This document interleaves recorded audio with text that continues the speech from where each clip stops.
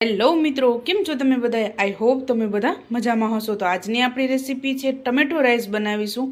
તેના ઇન્ગ્રેડિયન્ટ્સ જોઈ લઈએ. તો અહીંયા મેં 2 કપ બાસમતી ચોખાને 2 થી 3 વખત ધોઈ અને આને મેં 15 થી 20 મિનિટ માટે મેં પાણીમાં પલાળી લીધા છે. નોર્મલ પાણીમાં જ મેં પલાળ્યા છે.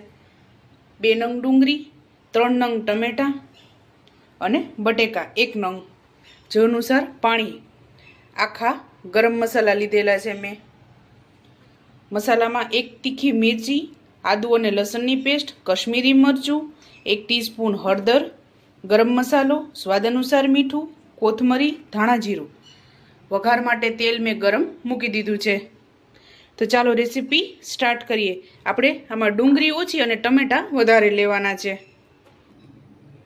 તો આપણું તેલ ગરમ થઈ ગયું છે. સૌપ્રથમ આપણે આખા ગરમ મસાલા એડ કરશું. તો આપણે એલચા, લવિંગ, ત્યારબાદ આપણે જાવત્રીનું ફૂલ એડ કરશું 1. ત્યારબાદ બાદિયા અને તજપત્તા. ત્યારબાદ તજ એડ કરશું.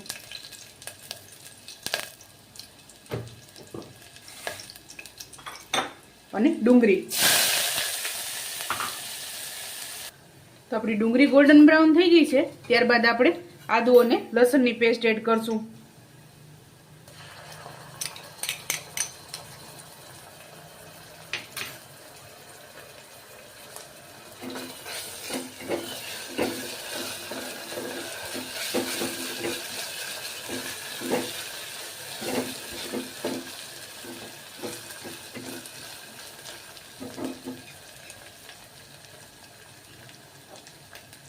ત્યારબાદ ટમેટા એડ કરશું. આને મેં ચોપરમાં ચોપ કરી લીધા છે.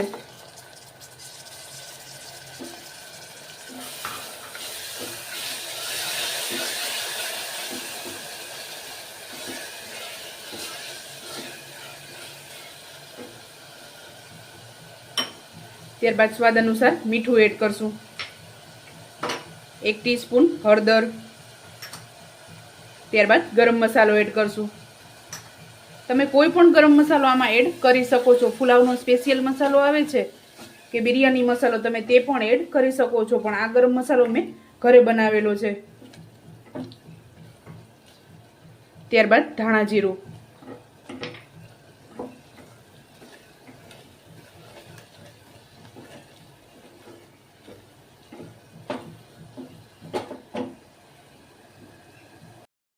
તો આપણું કુકર ઠંડુ થઈ ગયું છે. આમાં મેં 2 થી 3 વિસલ લીધેલી છે.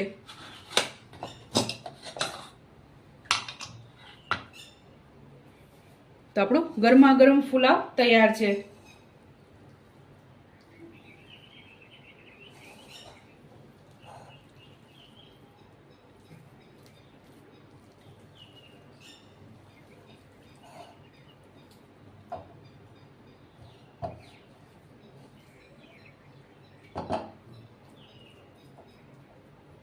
તો આપણા ટમેટો ભાત તૈયાર છે. તો આપણે આને ગરમા ગરમ સર્વ કરીશું.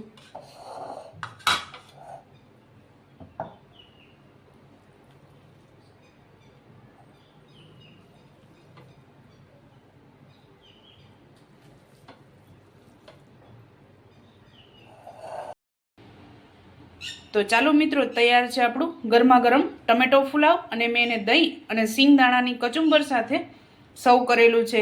અને આ સિંગદાણાની કચુંબર આપણે નેક્સ્ટ વિડીયોમાં રેસીપી મૂકેલી છે. તમે પણ આ જ રીતે બનાવજો અને મને યાદ કરજો. મારા વિડીયોને લાઇક, શેર અને સબસ્ક્રાઈબ કરવાનું ભૂલતા નહીં. તો ચાલો મળીએ નેક્સ્ટ વિડીયોમાં.